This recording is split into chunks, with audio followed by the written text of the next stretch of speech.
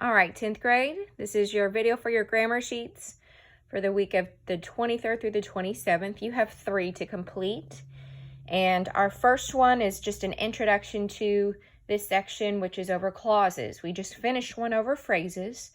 So this will go over clauses, okay? So the key difference for you between phrases and clauses, we've talked about this in class, is that now you are finding things that have a subject and a verb inside it of its groups of words, okay? So sometimes they can be complete sentences, sometimes they're not complete sentences, but they have a subject and a verb inside of them, okay? So at the top, your first one, independent and subordinate clauses. Your difference, think independent can stand on its own, complete thought.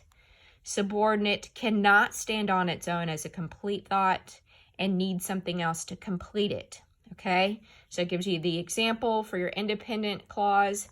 Nikki Giovanni will be speaking, complete thought, independent. Number 2, before the awards are presented.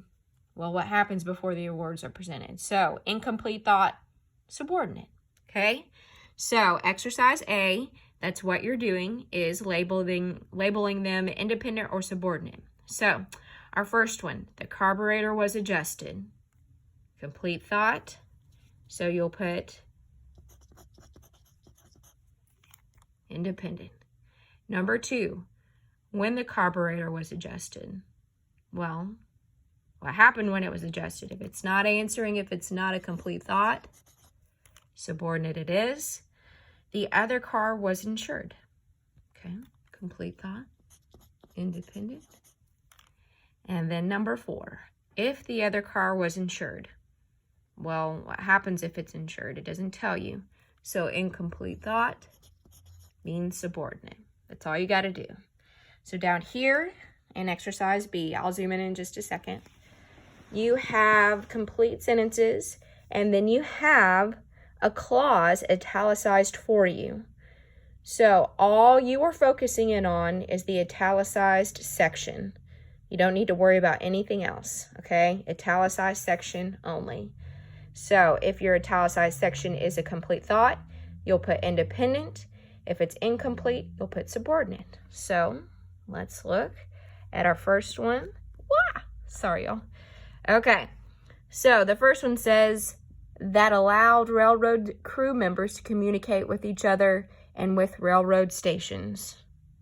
Well, what allowed it? It doesn't tell you. So if it's an incomplete thought, subordinate it is. Number 2, which can run as fast as 50 to 70 miles per hour over short distances. Well, what can? It doesn't tell you in there.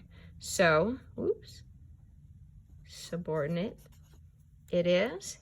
And number 3, Hanukkah usually comes in December. Complete thought? Yeah. It's all answered for you. Independent it is. And then number 4, that I gave you. Well, what did you give? It doesn't say. So, incomplete thought. Okay, so just remember, independent clauses, complete thought, subordinate clauses, incomplete thought. And there's your first worksheet.